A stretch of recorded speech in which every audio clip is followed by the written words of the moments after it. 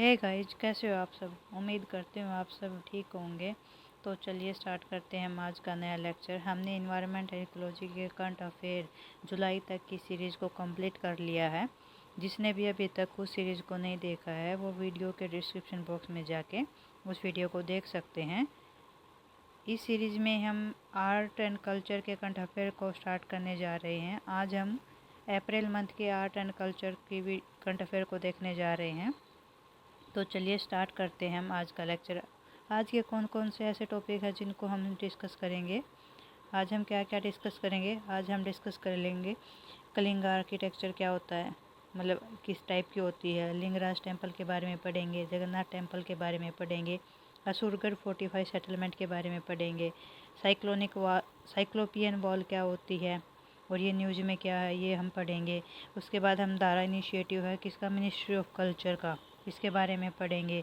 उसके बाद हम नेशनल फिल्म डेवलपमेंट कॉरपोरेशन के बारे में पढ़ेंगे। और लास्ट में हम संगीत नाटक अकेडमी और ललित कला अकेडमी के बारे में डिटेल में देखेंगे। तो चलिए स्टार्ट करते हैं हम आज का लेक्चर। आज का फर्स्ट टॉपिक क्या है। आज का फर्स्ट टॉपिक है लिंगराज टेम्पल। आज हम लिंगराज टेम्पल के बारे में पढ़ेंगे। इसको बिल्ड किसने किया था। ये बिल्ड किया गया था हमारा 10वीं सेंचुरी में इसमें इसको बिल्ड किया गया था। और इसको बिल्ड करने वाला राजा कौन सा है, किंग जजाति केसरी ने इसको 10वीं सेंचुरी में, जो कि बिलोंग करता हमारा सोमवंशी डायनेस्टी से बिलोंग करता है। और ये लिंगराज टेम्पल किससे बिलोंग है, ये बिलोंग करता है हमारे शिवा से, लॉर्ड शिवा से बिलोंग करता है। लोकेटेड इन दी भुवनेश्वर उड़ीसा में। और अगर हम इसके लिंगराज टेम्पल के कुछ करैक्टरिस्टिक देखें, अगर हमको इसके कुछ करैक्टरिस्टिक की बारे में अगर हम बात करते हैं, इसमें क्या है, ये कलिंगा आर्किटेक्चर से बनाया गया है। किसको, कलिंगा आर्किटेक्चर को यूज करके लिंगराज टेम्पल को कंस्ट्रक्ट किया गया है। और इसके हम फिर कुछ करैक्टरिस्टिक को देखते हैं। जैसे क्या है, इसमें कोई हमारे पिलर्ड हॉल मिलते हैं, डांसिंग हॉल मिलते हैं। डांसिंग हॉल को हम क्या बोलते हैं, नृत्य मंडपा भी बोल देते हैं। उसके बाद ऑफरिंग हॉल होते हैं जिसको हम भोगा मंडप बोल देते हैं।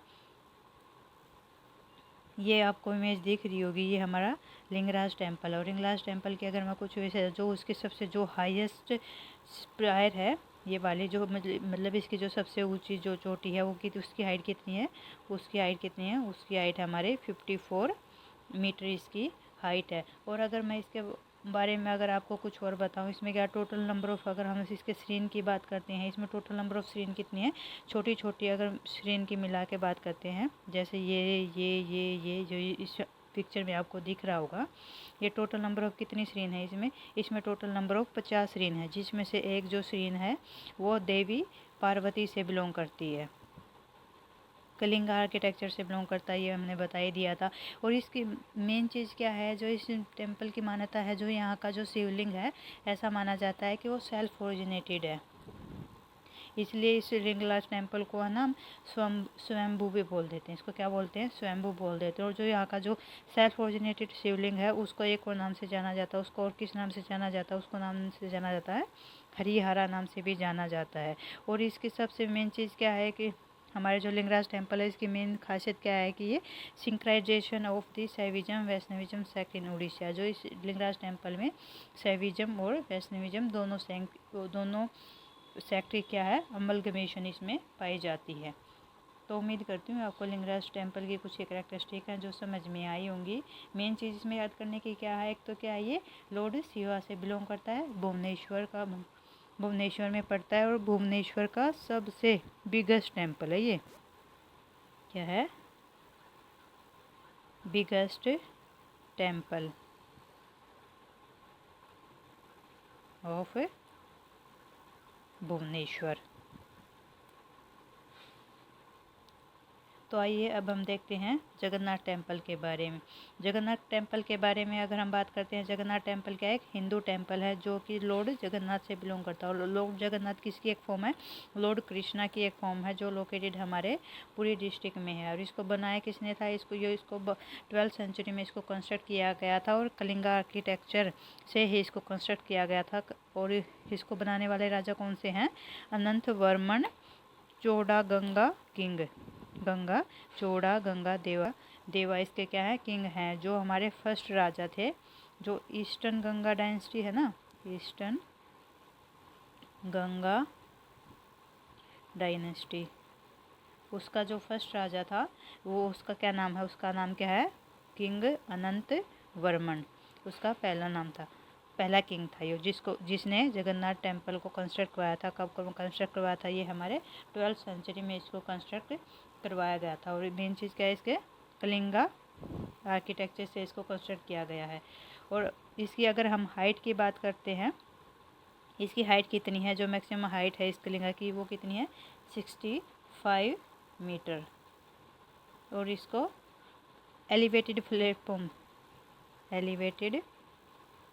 प्लेटफॉर्म पर इसको कंस्ट्रक्ट किया गया है, प्लेटफॉर्म पर इसको कंस्ट्रक्ट किया गया है। किसको, जगन्नाथ टेम्पल को, जो लोकेटेड किस कहाँ पे है, ये पुरी में लोकेटेड है। और इसके क्या है, जैसे ही जगन्नाथ टेम्पल में आप एंट्री करोगे ना, वहाँ पे ना एक पिलर है जिसको हम अरुण स्तंभ भी बोल देते हैं। क्या बोल देते हैं हम इसको, अरुण स्तंभ, इसको अरुण स्तंभ बोल देते हैं, या फिर सन पिलर भी बोल देते हैं। उसको सन पिलर क्यों बोल देते हैं, क्योंकि ओरिजिनली जो ये पिलर है, जो कोणार्क सन टेम्पल है ना, उस कोणार्क सन, आपको पता होगा ना, कोणार्क सन टेम्पल जिसको ब्लैक पकोड़ा भी बोला जाता है। और हमारे जो ये जगन्नाथ टेम्पल है, जगन्नाथपुरी टेम्पल है, इसको क्या बोला जाता है, इसको वाइट पकोड़ा बोला जाता है। जो ये अरुण स्तंभ था, जो मैंने बताया, जो इसके एंट्रेंस गेट पे सबसे है, ये कौन से, ओरिजिनली जो हमारा कोणार्क सन टेम्पल है उससे बिलोंग करता था। और बाद में इसको क्या पे, इसके एंट्रेंस गेट पे लाके सेटल कर दिया गया था। अब अगर हम और बात करते हैं जगन्नाथपुरी टेम्पल के बारे में, इसको क्या बोलते हैं, इसको जगन्नाथपुरी टेम्पल को हम यामनिका तीर्थ भी बोल देते हैं। इसको यामनिका तीर्थ क्या बोल देते हैं, इसमें ना एक मान्यता है, अगर हम हिंदू बिलीफ की बात करते हैं तो ये मान्यता है कि जब यम कौन से देव होते हैं, जिसको गॉड ऑफ डेथ भी बोला जाता है। ये मान्यता है कि जब वो एक बार जब पुरी में आए थे तो उनकी जो जितनी भी पावर्स थी वे नलीफाई हो गई थी, क्योंकि प्रेजेंस ऑफ लॉर्ड जगन्नाथ, उनके पास उनकी जितनी भी पावर थी वे क्या नलीफाई हो गई थी। जिसके बाद यहाँ को यामनिका तीर्थ भी इस जगह को, इस टेम्पल को बोल दिया जाता है। उसके बाद अगर हम और बात करते हैं, इसके जो जगन्नाथ टेम्पल है, जो हमारे 4 धाम पिलग्रिमेज है ना, पिलग्रिमेजेज है, उनमें से एक है जगन्नाथपुरी। और अगर अदर 3 कौन से हो गए, बद्रीनाथ, पुरी, द्वारका एंड रामेश्वर, ये बाकी के 3 धाम हैं। चौथा धाम कौन सा हो गया हमारा, जगन्नाथपुरी वाला।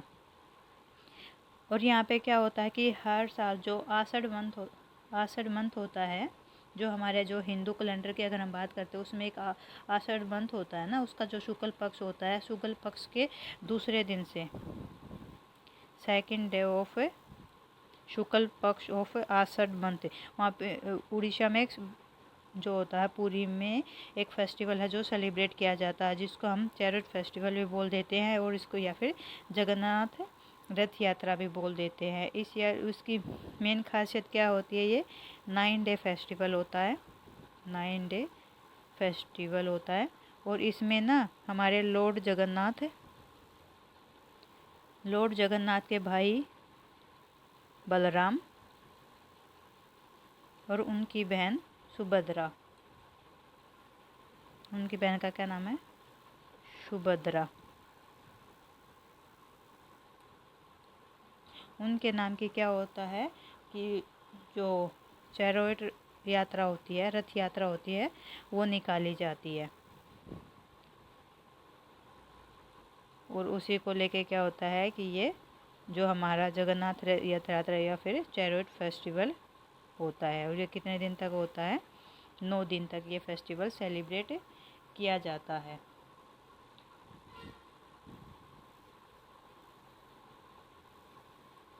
अगर मैं और आपको उड़ीसा के बारे में कुछ और इम्पोर्टेंट अगर टेम्पल्स या मोनूमेंट्स की बात करते, तो जो उड़ीसा में बिलोंग करते हैं, और टेम्पल कौन कौन से हो गए, एक तो हो गया हमारा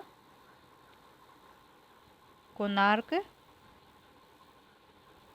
सन टेम्पल, उसके बाद एक हो जा जिसको क्या हो गया, वर्ल्ड हेरिटेज साइट्स में ऐड कर लिया गया था। इसको ऐड कब किया गया था? 1984 में। और दूसरी चीज़ क्या है, इसको क्या बोलते हैं हम?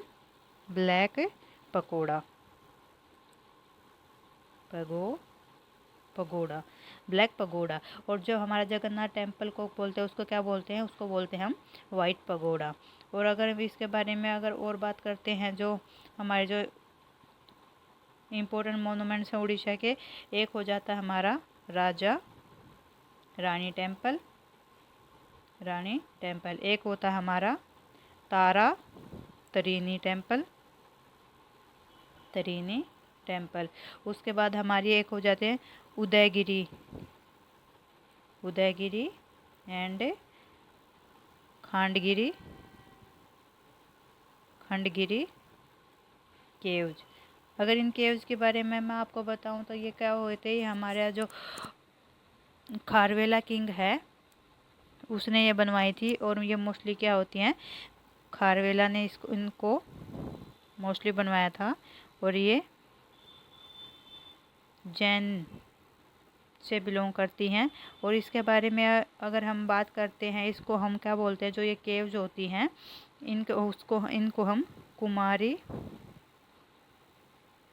पर्वत के नाम से भी डालते हैं।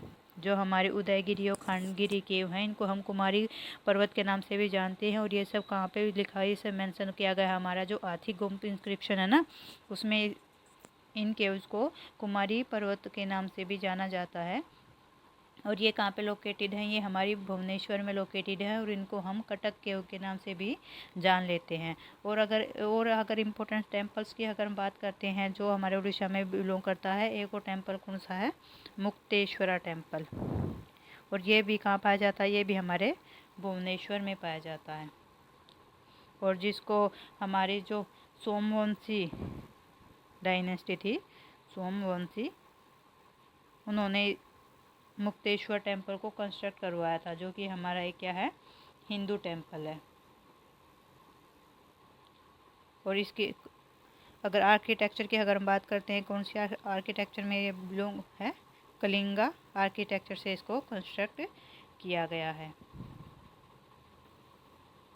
तो चलिए देखते हैं। हमने अभी तक क्या पढ़ा है कि जब हमने लिंगराज टेम्पल पढ़ा, हमने जगन्नाथ टेम्पल पढ़ा, हमने मुक्तेश्वर टेम्पल पढ़ा। ये सब के सब क्या है? कलिंगा आर्किटेक्चर से बिलोंग, मतलब कलिंगा आर्किटेक्चर के स्टाइल में इनको कंस्ट्रक्ट किया गया है। इसलिए हमारे लिए ज़रूरी हो जाता है कि हम कलिंगा आर्किटेक्चर के बारे में पढ़ें। अगर हम कलिंगा आर्किटेक्चर के बारे में अगर मैं आपको कुछ बताऊं तो ये क्या है? जो हमारा नगर स्टाइल आर्किटेक्चर है ना, उसी की एक सब क्लास है। क्या? कलिंगा आर्किटेक्चर। अगर हम नगर आर्किटेक्चर के बारे में अगर आपको बताऊं तो नगर जो स्टाइल ऑफ आर्किटेक्चर है जो हमारे नॉर्दर्न इंडिया में है वहाँ पे पाया जाता है। नगरा स्टाइल कहाँ पे पाया जाता है? नॉर्दर्न में पाया जाता है। और इसको स्टार्ट करने वाला डायनेस्टी कौन सी थी? गुप्ता डायनेस्टी। कब स्टार्ट हुआ था ये? 3rd से 5th सेंचुरी में ये नगर स्टाइल ऑफ आर्किटेक्चर बनने, जो टेम्पल थे वे बनने स्टार्ट हुए थे। वहीं पर अगर हम द्रविड़ स्टाइल की बात करते हैं, द्रविड़ स्टाइल को ओरिजिन किसने किया था? इनको किया था हमारे जो विजयनगर एम्पायर है ना, विजयनगर एम्पायर ने। और इन दोनों को मिलाकर नगर स्टाइल और द्रविड़ स्टाइल को एक 3rd style of architecture start हुआ था, वो हुआ था विसारा। और ये किसने किया था? जो हमारे वेस्टर्न चालुक्याज थे ना, जो गुजरात के मोस्टली रीजन में पाए जाते हैं, वेस्टर्न चालुक्य, उन्होंने इसका ओरिजिन किया था। तो चलिए अभी हम क्या बोलते हैं, वो आपको उम्मीद करते हो समझ में आया होगा कि नगर आर्किटेक्चर, द्रविड़ आर्किटेक्चर और विशाल आर्किटेक्चर का ओरिजिन किसने किया था। अभी हम पढ़ते हैं कलिंगा आर्किटेक्चर के बारे में। अगर हमने बताया था जो है कलिंगा आर्किटेक्चर वो नगर स्टाइल की एक सब टाइप है, जिसमें मोस्टली क्या होता है कि जो टेम्पल है ना उसके 2 पार्ट होते हैं। एक उसमें टावर होता है, एक इसमें क्या होता है? टावर होता है। और एक इसमें क्या होता है? हॉल होता है। टावर को हम द्योला बोल देते हैं और हॉल को हम जगमोहन बोल देते हैं। तो इसकी जो मोस्टली जो वाल होते हैं, दीवारें हैं, या फिर वो टावर की हो या फिर नीचे हॉल की हो, वे हाईली स्क्रिप्टेड होती हैं। मतलब उन पर काफ़ी ज़्यादा फिगर्स काफ़ी बनाया गया, मतलब हाईली डेकोरेटेड वॉल होती है उसकी। और अगर इसके अलावा अगर हम बात करते हैं, जो हमारा क्या होता है कि जो कलिंगा आर्किटेक्चर होता है, basically 3 district type of temples पाए जाते हैं उसमें। 3 तरह के टेम्पल कैसे होते हैं। एक तो क्या होता है, टेम्पल्स में क्या मिलता है हमारा, एक होता है रेखा डियोल होता है, एक हमारा पीडा डियोल होता है, और एक होता है हमारा खाकरा डियोला होता है। इसमें खाकरा डियोला और रेखा डियोला, पीडा डियोला में क्या होते हैं, जो ये रेखा और पीडा डियोला होते हैं, ये अगर इस तरह के टावर अगर मिलते हैं, वो टेम्पल मोस्टली बिलोंग करता है हमारे विष्णु से, शिवा से और सूर्या से। वही अगर हम मान के चलते हैं खाकरा दियोला की बात करते हैं, इस तरह के जगह टावर मिलते हैं, मोस्टली क्या होता है, या तो चामुंडा से या फिर दुर्गा देवी होते हैं, इनसे बिलोंग करता है। और इसकी एक मेन करेक्टरिस्टिक क्या होती है, जो इसकी एक्सटेंशन होती है ना, वो ईस्ट टू वेस्ट होती है, किसकी, खाकरा दियोला की। और अगर हम इसके बारे में और बताऊं, अगर मैं ये बात करती हूँ, जो खाकरा, जो रेखा और खाकरा जो दिवेला डोला होते हैं, वो देखो रेखा एंड खाकरा जो डियोला होते हैं, वे मोस्टली क्या होते हैं, वो हमारे सेक्टोरम होते हैं। जबकि जो हमारा पीडा डियोल जो होता है, पीडा जो डियोल होता है, वो मोस्टली क्या बिलोंग करता है, जो हमारा ऑफरिंग हॉल हो गया या फिर डांसिंग हॉल हो गया, वहाँ पे किस तरह की स्ट्रक्चर मिलती है, वहाँ पे मिलती है पीडा डियोला की। और जो हमारा मेन सेक्टोरम का मतलब क्या होता है, जो हमारे मंदिर का जो मेन गर्भगृह होता है, उसमें किस तरह की कंस्ट्रक्शन मिलती है, वहाँ पे क्या टावर कैसा मिलता है, या तो रेखा डियोल मिलता है या फिर खाकरा डियोल मिलता है। ये क्या हमारा देखिए कलिंगा आर्किटेक्चर की इमेजेस हैं, जिसमें हम क्या होगा, जो ये ऊपर वाला पार्ट है, ये क्या है, रेखा दियोल, नीचे क्या होता है, गर्भगृह। और जो ये 2 मेन स्ट्रक्चर हैं, ये कौन कौन से, ये हमारे पीडा डियोल है। और जो देखिए वेस्ट टू ईस्ट जो इसकी एक्सिस मिलती है, ये हमारा कौन सा है, खाकरा डियोल होता है। ये हमारे कलिंगा आर्किटेक्चर होते हैं। और मैंने आपको बताया था ना, रेखा और खाकरा, इसमें क्या होता है हमारा सेक्टोरम में मोस्टली यूज होते हैं। और जो इस तरह के जो स्ट्रक्चर मिलती है, ये हमारा क्या होता है, या तो ऑफरिंग हॉल होता है या फिर हमारा डांसिंग हॉल होता है। तो चलिए देखते हैं, हम नेक्स्ट न्यूज़ की ओर तरफ बढ़ते हैं। नेक्स्ट न्यूज़ में हम क्या पढ़ेंगे, नेक्स्ट न्यूज़ में हम उड़ीसा से ही बिलोंग करने वाली एक फोर्टिफाइड सेटलमेंट के बारे में पढ़ेंगे, जिसका नाम क्या है, असुरगढ़, जो कि एक 9th सेंचुरी की सेटलमेंट है, जो कि काला हांडी डिस्ट्रिक्ट से बिलोंग करती है। और इसमें अभी क्या है, उड़ीसा की जो one of the oldest 45 major settlements हैं, उनमें से सबसे पुरानी सेटलमेंट है कौन सी है, असुरगढ़ सेटलमेंट होती है। और अगर हम इसके, जब आर्कोलॉजिकल साइट ने इसको एग्जावेट किया था, तो और वहाँ पे जो कल्चरल सीक्वेंस मिले हैं, एविडेंस मिले हैं, वो आयरन एज से बिलोंग करते हैं, अर्ली हिस्टोरिक पीरियड से बिलोंग करते हैं, और लेट पीरियड से बिलोंग करते हैं। अगर हम आयरन एज की बात करते हैं, ये कौन से हमारे 9th सेंचुरी से BC से लेके 4th सेंचुरी BC तक बिलोंग करता है। और अगर हम अर्ली स्टोरी की बात करते हैं, ये वहाँ का पूरा रामपट पीरियड था, मतलब जब ये हाईली इवॉल्व हो चुका था, अच्छे से डेवलप हो चुका था, वो पीरियड था। और लेट पीरियड की बात अगर हम बात करते हैं, ये इनका डिक्लाइन पीरियड था। इसकी खुदाई में हमारे जो आर्कोलॉजी ने काफ़ी कुछ चीज़ें मिली हैं, टोटल मिला के 471 एंटीक्विटीज मिले हैं, जिनमें से मोस्ट इम्पोर्टेंट क्या क्या मिलता है, एक तो पंचमार्क कॉइन हो गया, ठीक है। उसके बाद क्या है, टोकन मिले हैं, जो कि क्या है, मिक्स धातु से बने हैं, सिल्वर और कॉपर से। एक लोइन की छोटी सी इमेज मिली है, जो कि हमारे कॉपर से मिली है, बनी हुई है। हमारे एक गोल्डन की चैन मिली है, टेराकोटा सीलिंग मिली है, और भी बहुत सारी जो चीज़ें हैं इसकी खुदाई में मिली है, जैसे हमारा ग्लास हो गया, सेल्स हो गए, क्वार्ट्स हो गए, टेराकोटा हो गया, कैलोन हो गया, सोपस्टोन हो गया, सर्कुलर डिशेज हो गई, और भी बहुत सारी चीज़ें हैं। टोटल मिला के 417 ऐसी चीज़ें हैं जो यहाँ की खुदाई में मिली हैं। और आप ये देख भी सकते होंगे इस जगह की खुदाई को। ये वही है जो मेजर जो हमारे जो साइट हैं, जो हमें खुदाई में जहाँ पे जो चीज़ें मिली है ना, उन सब के बारे में यहाँ पे लिखा हुआ है, आप एक बार देख सकते हैं। और मेन चीज़ क्या है कि ये जो उड़ीसा की अभी तक जितनी भी हमारे जो हिस्टोरिकल साइट्स मिली हैं, उनमें सबसे जो इस साइट पे ना सबसे अच्छा highly skilled engineering of water management, मतलब क्या है कि यहाँ पे वाटर मैनेजमेंट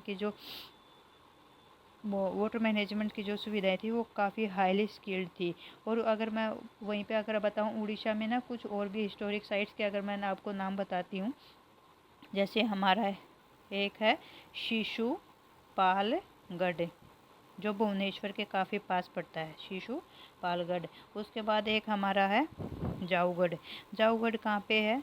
आपने ऋषिकुलम रिवर के बारे में पढ़ा होगा ना, जो उड़ीसा से बिलोंग करती है, उड़ीसा की जो गंजम डिस्ट्रिक्ट है वहाँ से ना पास में बिलोंग करती है ऋषिकुलम डिस्ट्रिक्ट। और उसी के पास में ये साइट है जो एक हिस्टोरिक साइट है उड़ीसा की, जो हाईली फोर्टिफाइड सेटलमेंट है वहाँ की। कहाँ पे? ऋषिकुलम रिवर के पास। उसके बाद अगर मैं बात करती हूँ, एक है खलकट्टापट्टनम।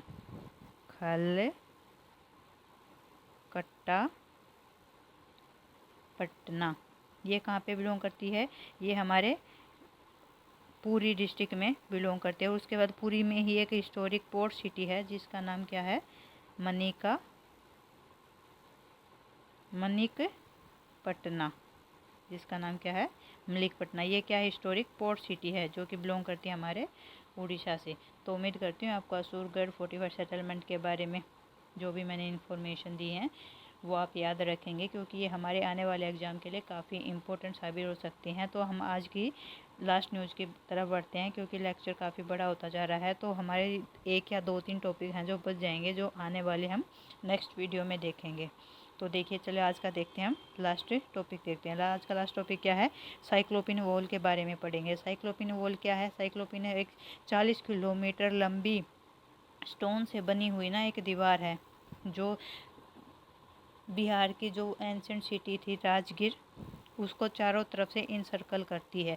और अब ये न्यूज़ में क्या है? ये न्यूज़ में इसलिए क्या है कि जो बिहार गवर्नमेंट ने आर्कोलॉजिकल सर्वे ऑफ इंडिया के पास दोबारा से प्रपोजल भेजा है कि जो हमारी जो साइक्लोपियन वॉल है उसको हमारे यूनेस्को वर्ल्ड हेरिटेज साइट में ऐड किया जाए। और ऐसा क्यों कह रही है बिहार गवर्नमेंट की इसको यूनेस्को की वर्ल्ड हेरिटेज साइट में ऐड कर लिया जाए? इसको हमारी जो है इसको जो बिहार की गवर्नमेंट इसलिए कह रही है क्योंकि जो ये दीवार है, एक तो क्या होता है, ये प्री मोरियन ईरा की है। 3rd सेंचुरी BC से इसको बिल्ड कब किया गया था? प्री मोरियन ईरा में इसको बिल्ड किया गया था। उसके बाद दोबारा से इसको इरेक्ट किसने किया था? जो जरासंध है,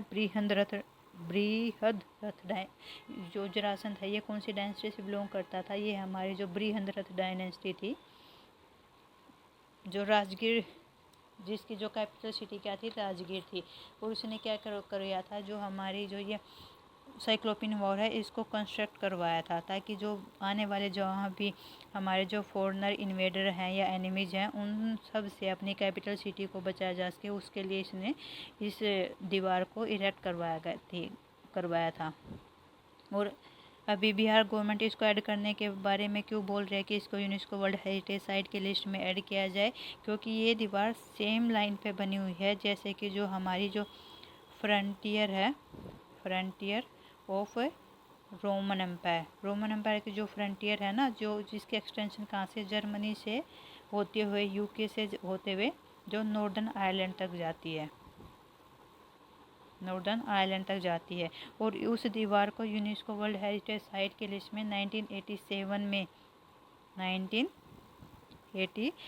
में यूनेस्को वर्ल्ड हेरिटेज साइट्स की लिस्ट में इसको ऐड कर लिया गया था। तो उसी को देखते हुए बिहार गवर्नमेंट ने भी अभी दोबारा फिर से आर्कोलॉजिकल साइट्स ऑफ इंडिया है उसको प्रपोज किया है कि जो बिहार की साइक्लोपियन वॉल है उसको भी यूनेस्को वर्ल्ड हेरिटेज साइट्स की लिस्ट में ऐड किया जाए।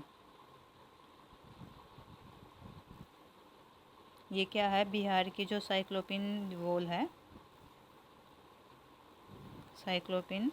है बिहार की, उसकी ये इमेजेस है। और वहीं पे अगर मैं आपको फ्रंटियर ऑफ रोमन एम्पायर की इमेज बताऊं, ये क्या फ्रंटियर ऑफ रोमन एम्पायर की इमेज है, जिसको 1987 में 1987 में यूनेस्को की वर्ल्ड हेरिटेज लिस्ट में ऐड कर लिया गया था। अगर वहीं पे अगर मैं बिहार की कुछ और जो हेरिटेज साइट्स हैं, यूनेस्को वर्ल्ड हेरिटेज साइट हैं जो बिहार में लोकेटेड है, उनके बारे में अगर मैं एक क्या है, नालंदा यूनिवर्सिटी। नालंदा यूनिवर्सिटी को यूनेस्को वर्ल्ड हेरिटेज साइट में कब ऐड कर लिया गया था? इसको ऐड किया गया था 2002 में। नालंदा यूनिवर्सिटी को कंस्ट्रक्ट किसने किया था? कुमार गुप्ता ने इसको कंस्ट्रक्ट किया था 5th सेंचुरी में। और इसको डिस्ट्रॉय किया किसने किया था? बख्तियार खिलजी ने। कब? 1893 में। यानी 6th सेंचुरी से लेके 12th सेंचुरी तक ये हाईली जो हिस्टोरिक सेंटर होता है, जो हायर लर्नर थे, काफ़ी फेमस यूनिवर्सिटी होती थी ये हमारे एंशियंट इंडिया की, नालंदा यूनिवर्सिटी। और अगर हम दूसरे यूनेस्को वर्ल्ड हेरिटेज साइट की बात करते हैं जो कि लोकेटेड है बिहार में ही, वो कौन सा है? महाबोधि टेम्पल ऑफ बोध गया।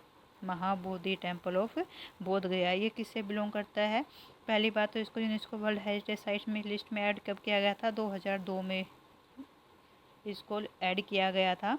और जो ये क्या है, जो महाबोधि टेम्पल है, ये वो लोकेशन जहाँ पे जो हमारे लॉर्ड बुद्धा थे उन्होंने इनलाइटमेंट को प्राप्त किया था। और इसको कंस्ट्रक्ट किसने करवाया था? इसको कंस्ट्रक्ट करवाया था मौर्यन एम्पियर अशोका ने। इसको ओरिजिनल स्ट्रक्चर थी वो कंस्ट्रक्ट करवाई थी अशोका ने बाद में, लेकिन इसको रिकन्स्ट्रक्ट करके पूरी तरह से जो ब्रिक्स हैं उनसे बना दिया गया था। कहाँ पे? लेट गुप्ता पीरियड में। और जो अभी जो टेम्पल है वो महाबोधि टेम्पल है, वो कौन सी century? 5th to 6th century से बिलोंग करता है। उस टाइम का ये टेम्पल है महाबोधि टेम्पल, जिसको यूनेस्को वर्ल्ड हेरिटेज लिस्ट में कब गया? 2002 में ऐड कर लिया गया था।